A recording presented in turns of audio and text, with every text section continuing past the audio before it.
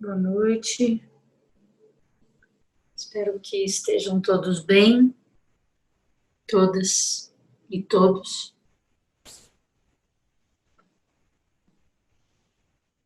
Quem precisar, descruza as pernas. Espero que vocês estejam bem.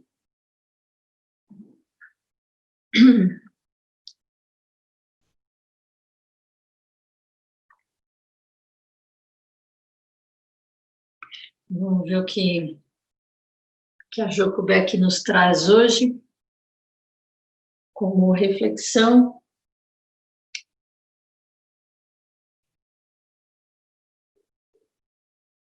Ontem acho que ela falou sobre estar certo, né?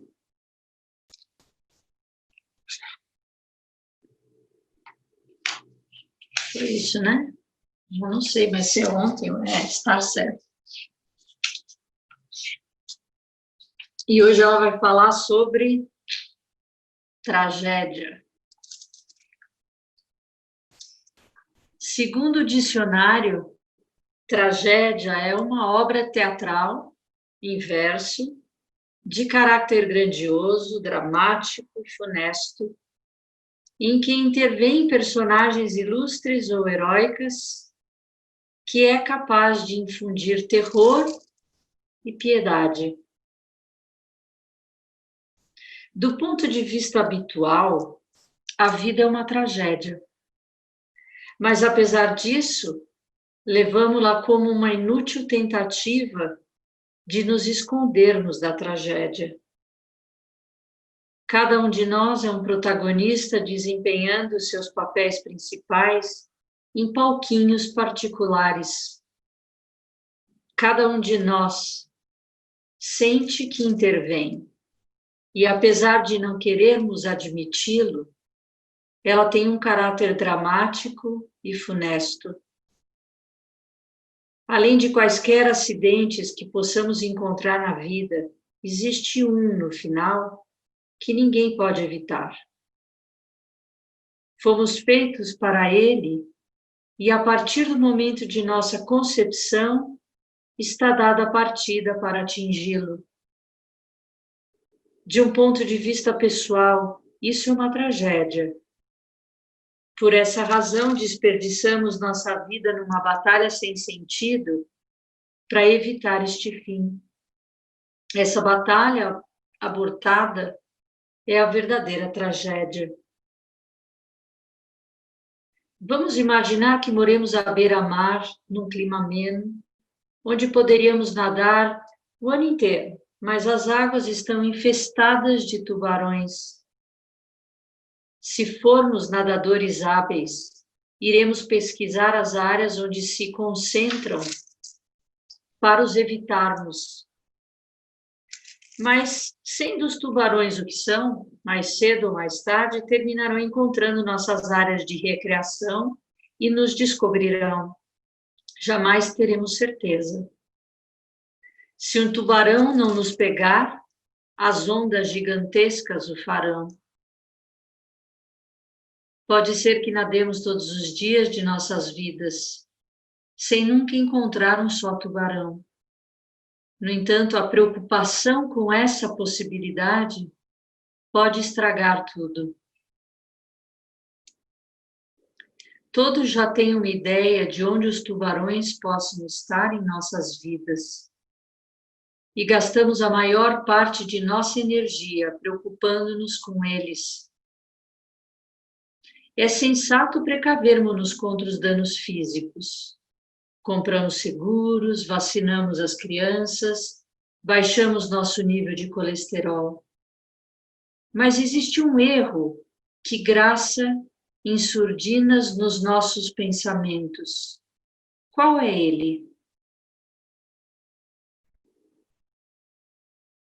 Qual é a diferença entre tomar providências razoáveis e a preocupação incessante com pensamentos que rodopiam vertiginosamente? Há uma famosa parábola budista.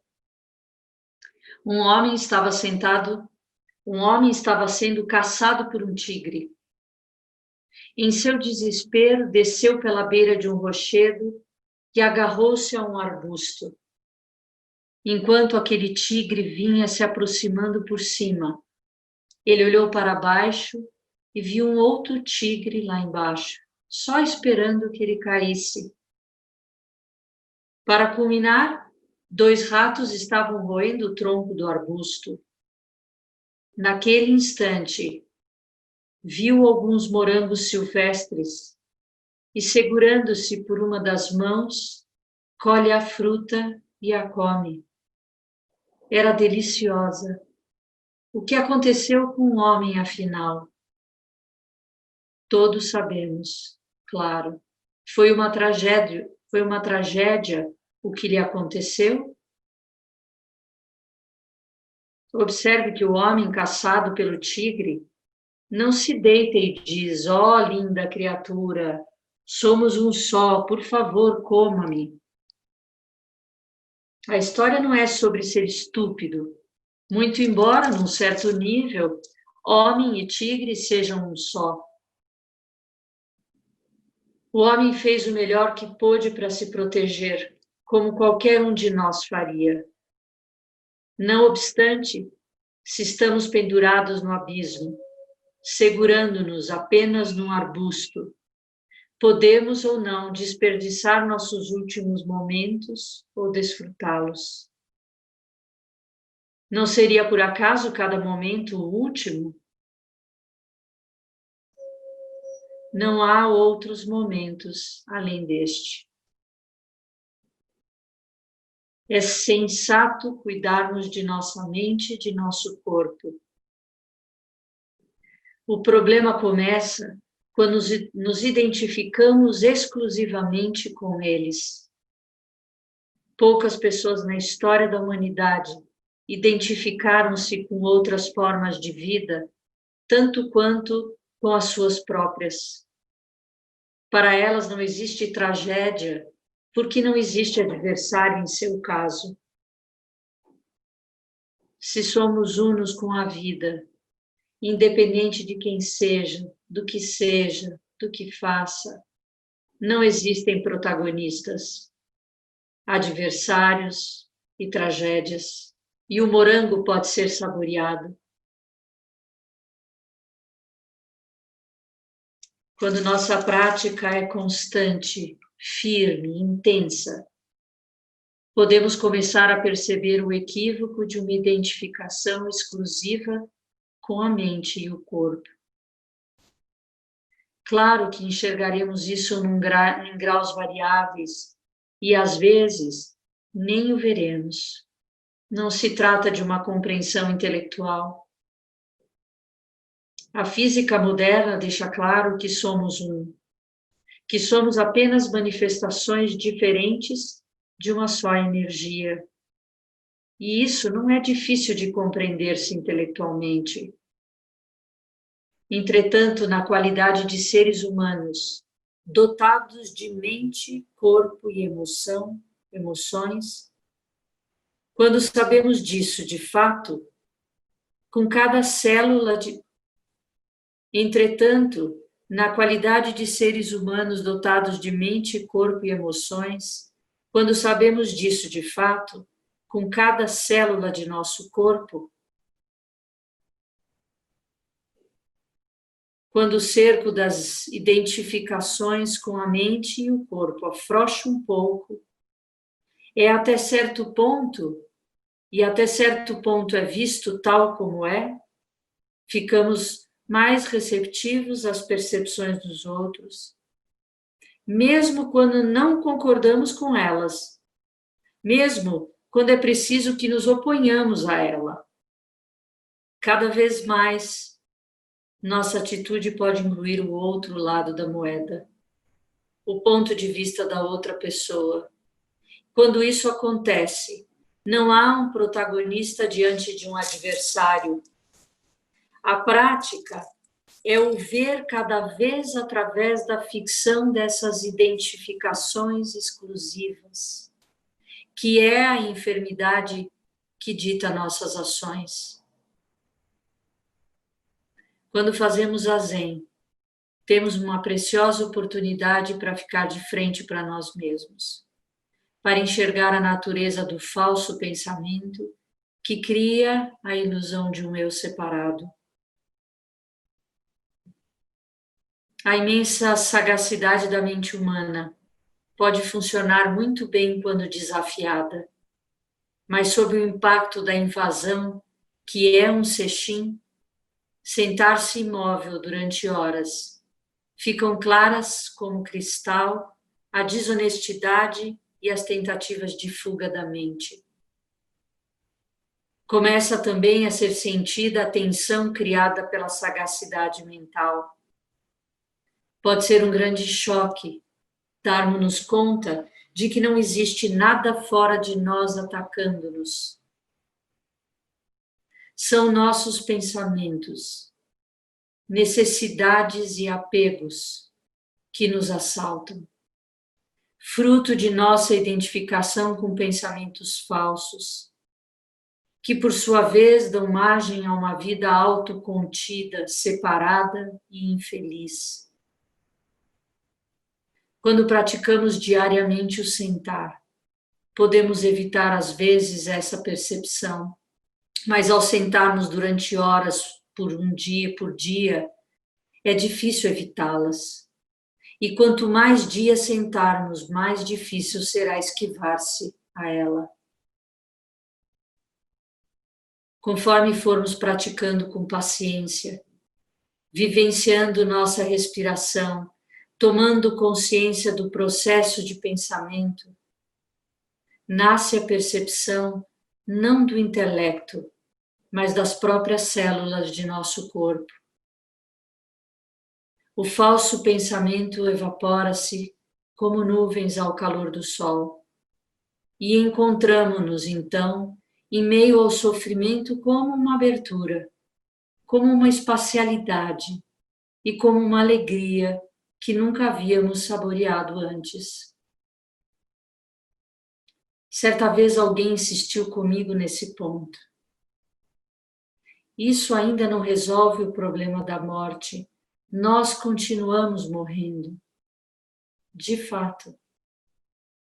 Se no momento que antecede imediatamente a morte, pudermos dizer, mais que morango delicioso, então não há problema. Se o tubarão nos comer, então, ele terá tido uma excelente refeição.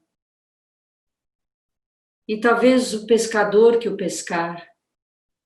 Do ponto de vista do tubarão, é uma tragédia, do ponto de vista da vida, não. Não estou sugerindo um novo ideal para ser perseguido.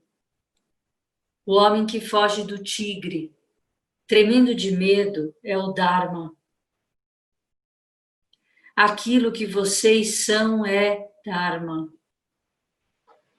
Portanto, quando estiverem no sentar e lutarem e se sentirem infelizes ou confusos, sejam apenas isso. Se forem abençoados, sejam apenas isso.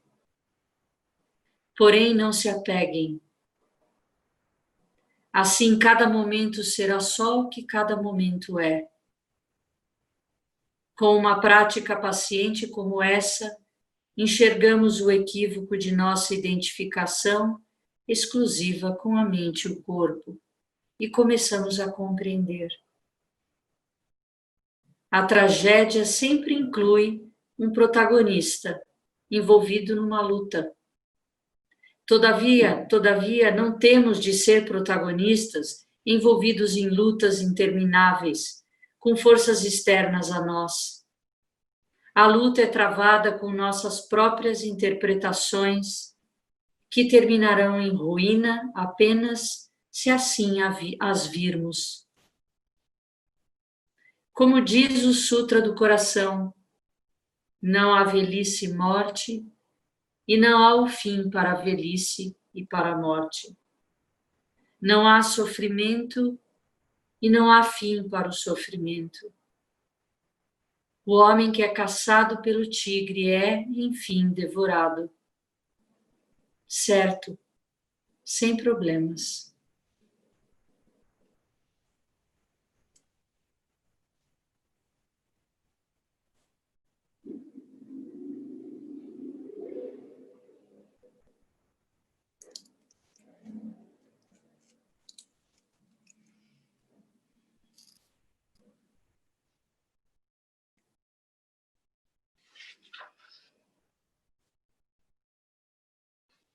Engraçado, hoje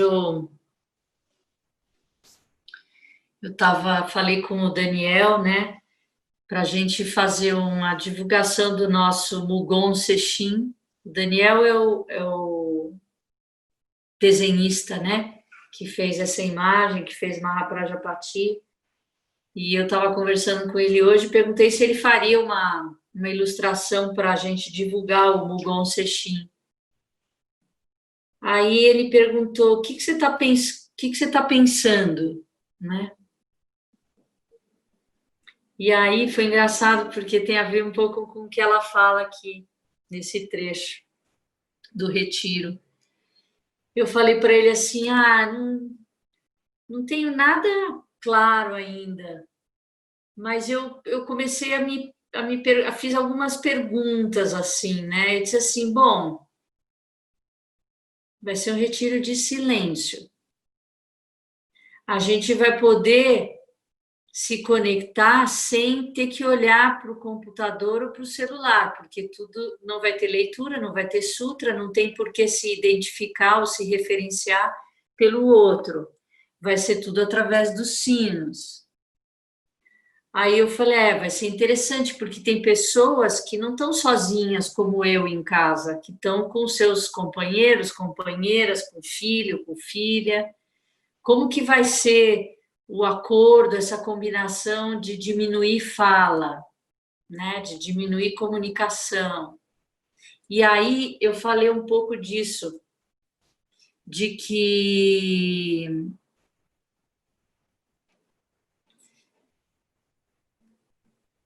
a gente precisa desconstruir o dentro e fora, quando a gente fala em silenciar, né? A gente constrói muitas ideias que nos separam dessa experiência.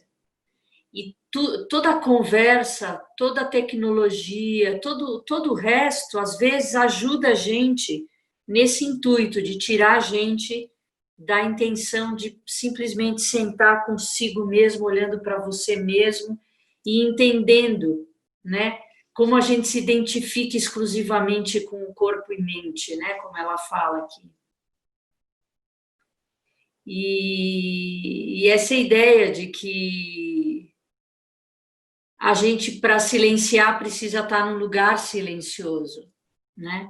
Que a gente fala muito no zazen da rua, quando a gente senta na rua, que os barulhos externos, né, que a gente projeta como se eles não existissem eu conseguiria meditar, eles são mais uma armadilha da mente, porque de fato os barulhos mais difíceis são os internos.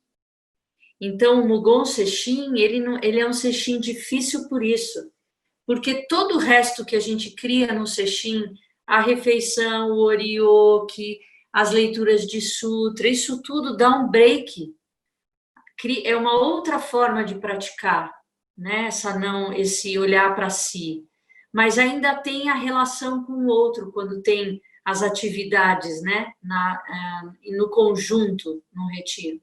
Quando é totalmente silêncio, que você tem que diminuir realmente comunicação, é muito diferente. Vai ser bem interessante se a gente puder, cada um de nós, dentro da sua condição, se disponibilizar para esse dia. Eu já quero a semana que vem fechar uma programação para que vocês saibam qual vai ser a rotina do dia e possam se perguntar se estão dispostos, né, a fazer. E a Joko é incrível, né? Ela traz esse caso do morango, né? Que é uma história bem conhecida. No momento da morte, se você é capaz de apreciar os últimos minutos, né?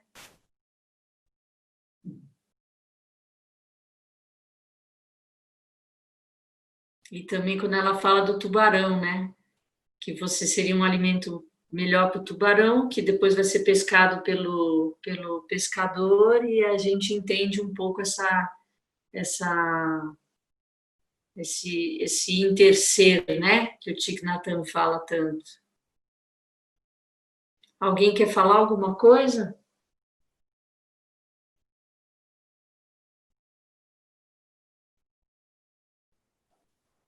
O arroz? Hi, Getsu.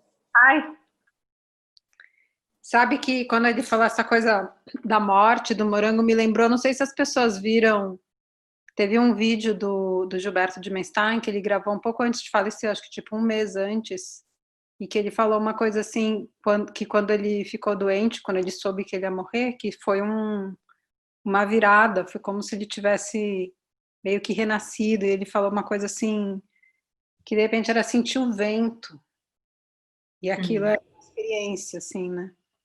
Sim.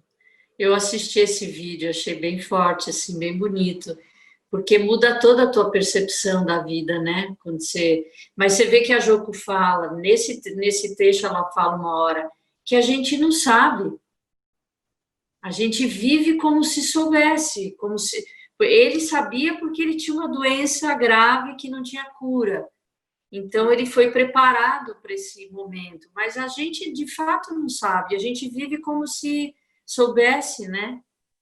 E, e não sabe. A diferença, às vezes, é o diagnóstico, né, de uma doença, mas qualquer um de nós, eu posso deitar hoje, puf, né?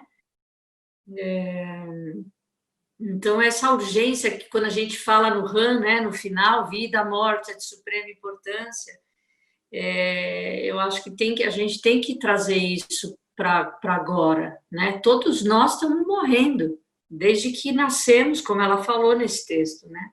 Já estamos nesse caminho.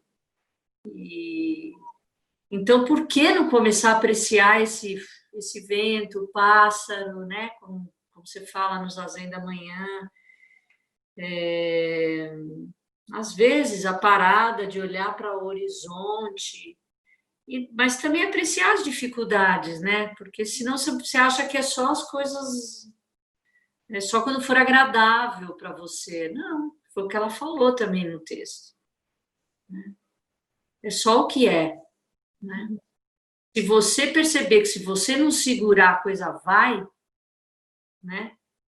Essa é a questão, mesmo nos momentos mais difíceis. Se você não segurar, não ficar remoendo, não ficar recontando, não ficar perseguido com as coisas, elas não resolvem sozinha, mas elas deixam de te escravizar, né?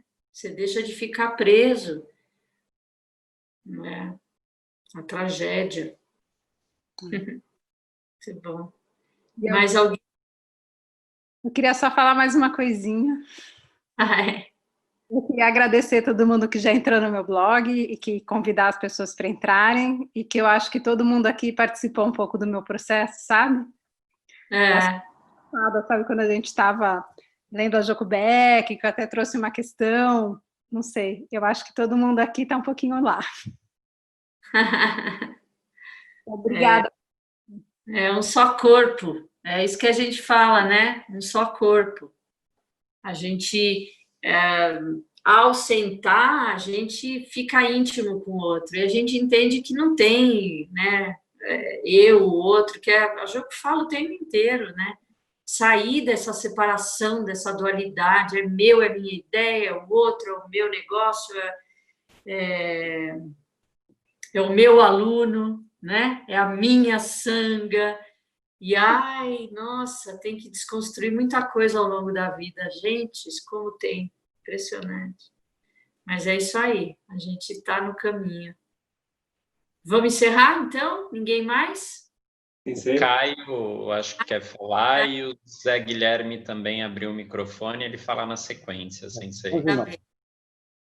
Uhum.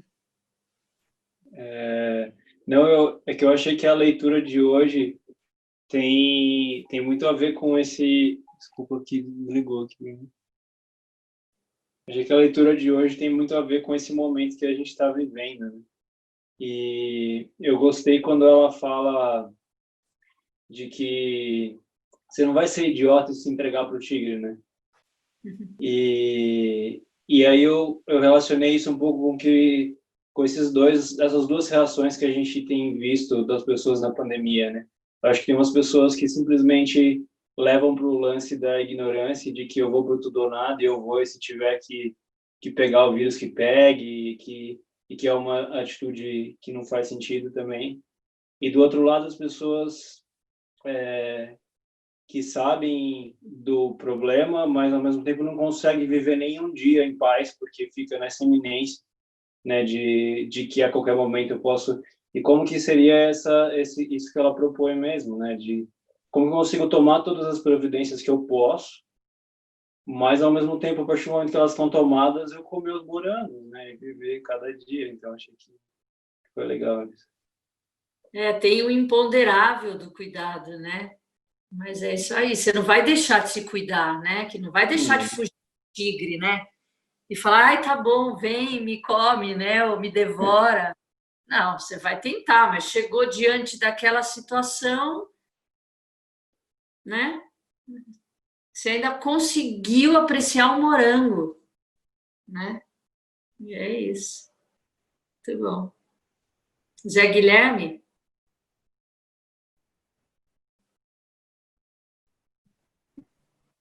Hoje não. Hoje não? Amanhã. Amanhã.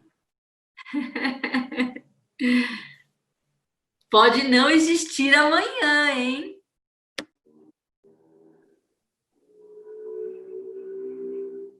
Vamos lá.